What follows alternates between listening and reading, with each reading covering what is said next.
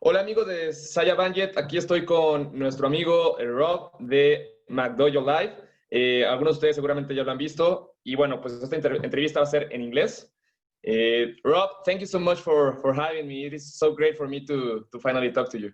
Yeah, not a problem, man. Thanks for having me on, man. It's good to talk. Well, man, as I told you before, it is so great that all the work that you're doing is awesome because a lot of people, there are too many guys that thinks that they know what are they doing, that may believe that they know how to fight or how to defend themselves. I don't know why or how they believe that, but it is good that we have people like you pointing them out. And so thank you for that service, man. Yeah, man. Like, there's just a lot of people out there, I think there are a lot more people out there who have the best of intentions, but they didn't put in the time, work, and effort that it takes to be proficient in violence. And because they don't have the experience and they don't put themselves out there to go through the hard work, you know, the heavy rounds, the cage, the ring, tournament even, then they feel like they have the ability to tell people how it's going to be when they've never done it before is negligent. I don't think that it's purposeful, but it's definitely negligent and it puts people in a lot of danger. Fighting is not something that's all sunshine and rainbows. Sometimes it hurts, sometimes it doesn't feel good, sometimes people get injured, and that's a part of the game. But it's all a part of helping make individuals grow and be better at the martial arts. So when I see people who are negligent, who could possibly get their students hurt, I think that it's important to take the time to learn from those moments, even if those instructors aren't bad instructors. There are plenty of times where great instructors have one moment where they made a mistake, and that's okay. We can learn from that mistake, and that's why I post what I post. Awesome, awesome. Can you tell us about your background? Yeah, so I've been in the martial arts for 23 years of my life. I'm a third-degree black belt in karate, a third-degree black belt in something called Do, which is a weapon system not too many people have heard of. If anybody wants to follow up on who my instructor was, his name was Master Lee Barden. You can look him up on YouTube. I'm a purple belt in Brazilian Jiu-Jitsu, a 6-0 amateur boxer, a 4-2 amateur kickboxer. I was on an international kickboxing team where we did a tournament-style kickboxing, and I did that for 2 years internationally. That team was called Team Full Circle. I'm sure you can see videos of me getting beat up online. I ran a martial arts studio for 4 years. I've been doing martial arts business and consulting for 10 years, and I've been running McDojoLife now for about 9 years. Wow. Okay. That's a very good background. And are you living by YouTube or are you doing something else right now at the moment? I mean, most everything I do right now has to do with McDojoLife. I mean, we're working on making a documentary. We're working on, I'm working on writing a book. We've been working on all kinds of stuff, trying to make sure that we continue to grow in this space that we have available to us. And luckily, since it's online, you know, it's the sky's the limit. We can just keep working on making it a bigger, better brand. And just hopefully with the intent of not just calling out frauds, but actually boosting good, legitimate martial arts. Like people who really do care and who have done a really good job in the arts, they deserve recognition too, because it's not all about just the people who are doing bad, you know, especially now that the platform's getting bigger. What I don't want is people who haven't joined the martial arts yet to look at my page and think that all martial arts are bad, which is not true. Right. Yeah. Okay. Well, there is something that I always wanted to ask you.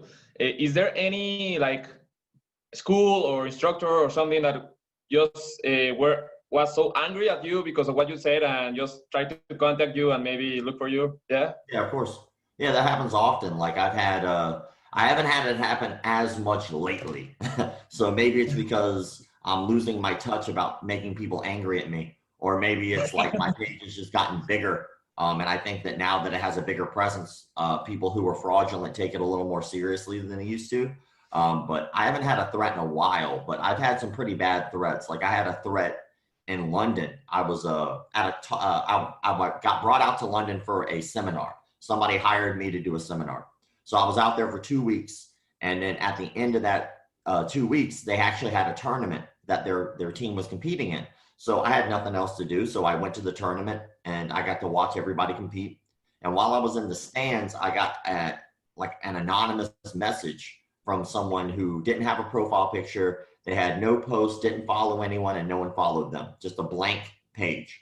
And they sent me a message with just what I was wearing, which happens a little more often than I'd like. It's kind of weird. Like if sometimes I'll be at places and people will take a picture or video record me and then post it in their stories and tag me in it, and which is weird. It's like, you can just come say, hey dude, like I'm not gonna like be rude. But then that guy, I sent a message back and I was like, hey man, if you want, you just come say, hey, we can chit chat, we can hang out, you know, whatever. I don't think I'm that important.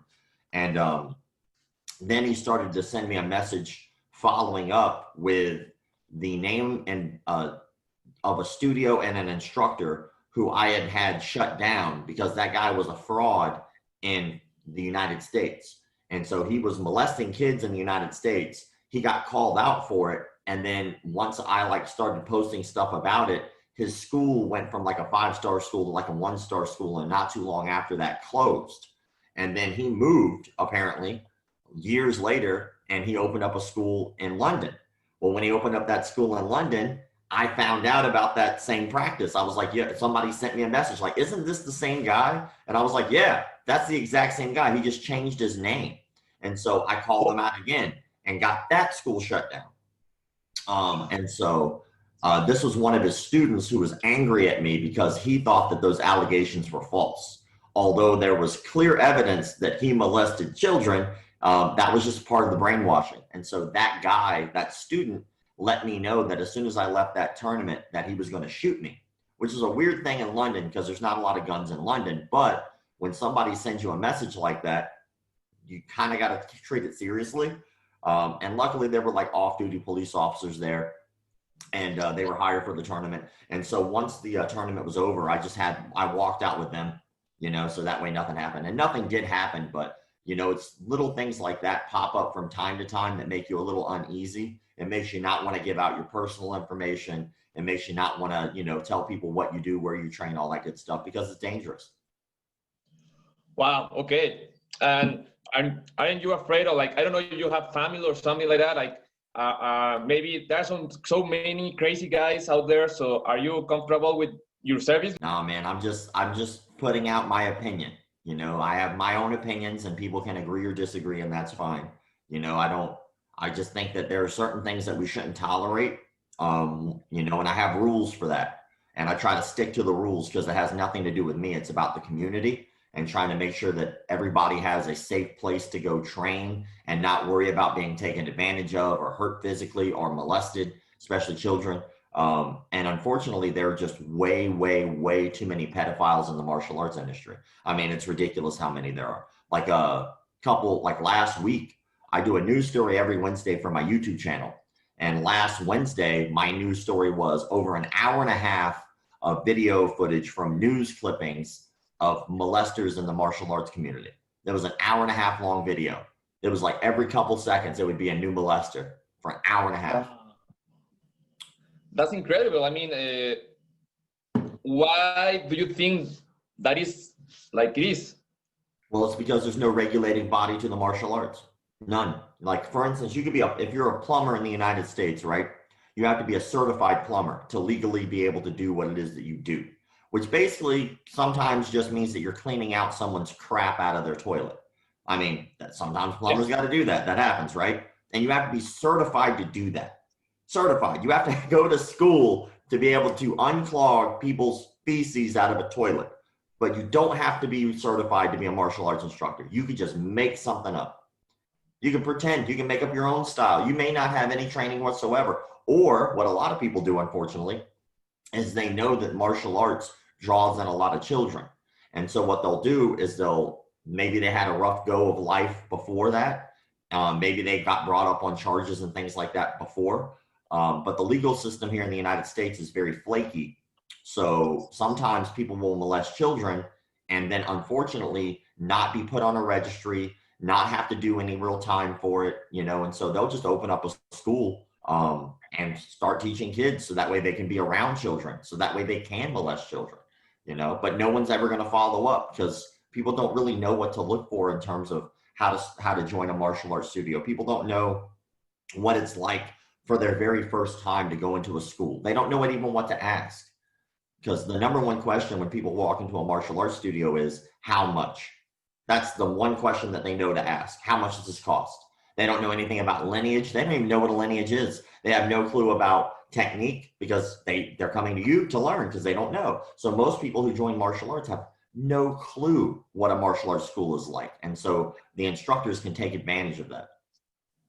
Yeah, man. The same thing happens. I mean, I believe in the whole world. So that's why I believe that it's so important to have more people like you, because I don't know if you have think about this, but about the martial artists that are out there, to have people like you make us be more responsible of what are we doing. Because sometimes I have met many martial artists that you know their lineage and you know their instructors and all, but sometimes in order to just do videos, you know, to make videos and to be on topic, they start to invent some shit, like really like ugly shit. Like you're like, how can this guy talk about this if he does, I don't know, if he does Lima Lama and he's teaching how to take a pistol of the hand of the other guy? I don't know, that kind of shit.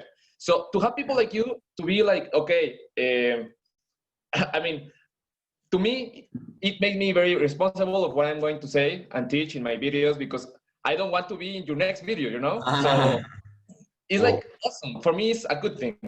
Well, I think that the goal is just to make sure that things stay legitimate, you know, and that's really our, that's really the mission statement of what I do, is to just keep martial arts legitimate. That's all I care. I just want to keep it legit. I want to make sure that people who are coming in understand that it's not as big of a community as people think. And eventually what will happen is people will find out that you're a liar. They will find out that you're a complete fraud. And so it's very important that you're just honest with people. Like me personally, I could care less if somebody is a blue belt in whatever martial art that they do, and then they go teach out of their garage, as long as they're open and honest with their students. Say, hey, I'm a blue belt, you know, we're going to be training at my garage, but I can teach you and we can still work from there. Okay, cool. But if they're a blue belt and then they just automatically call themselves a black belt, and then they make up their own style that doesn't exist because of their ego, and they feel like they have to reinvent the damn wheel, although martial arts has been around for thousands of years. So why do we need to keep reinventing the damn thing? A punch is a punch, a kick is a kick. You know, like putting your name on your own school usually is nothing but ego. You know, it really is. That's just like, and like the Gracies, for instance, the Gracies are fantastic and they've done a great job and they really did do a lot for the martial arts community, right? But like Jigoro Kano, like how come he didn't call judo that? How come he didn't name that after himself? You know, well, it's because he didn't have the ego in there. And the Gracies have a little bit of an ego when it comes to it because they feel like they have a claim to that art. And they've proven it time and time again, which is awesome. But you can't tell me that when you put your name on something that there's not a little bit of ego in there, you know, and that's kind of a part of the martial arts too. You know, when you go to fight, you got to have a little bit of an ego, a little bit, you know, you have to have that ability to walk into a ring or a cage and say, I will win today. Not, well, he's a pretty good fighter and I hope, no, it doesn't work that way. You need to make sure that you feel like you will win that fight, or don't show up, you know, don't fight. And so when I look at people who invent their own styles and they start recreating and reinventing the wheel, I don't see much wrong with that. What I really see what's wrong is when they start making things up that don't work or haven't been tested. You know, like if you're going to put something into your curriculum, you should have tested it to see if it will work, you know? And then, you know, there are certain techniques that are higher level, certain techniques that are lower level, certain techniques that work better than others, but still you need to make sure that what it is that you're teaching people is proven effective, or you tell them that it's not. You know, you say, hey, this is a backflip. This backflip has nothing to do with self-defense. Let's learn backflips today. Okay, that's cool. Or you say, hey, this is a 720 hook kick. Probably never going to work in sparring unless your name's Raymond Daniels. But, you know, we're going to try it today for fun. Like there's a big difference between teaching self-defense, calling it self-defense, and teaching bullshit and calling bullshit self-defense. There's a huge difference. Yeah, I agree. I mean, there is a lot of dishonesty in this community.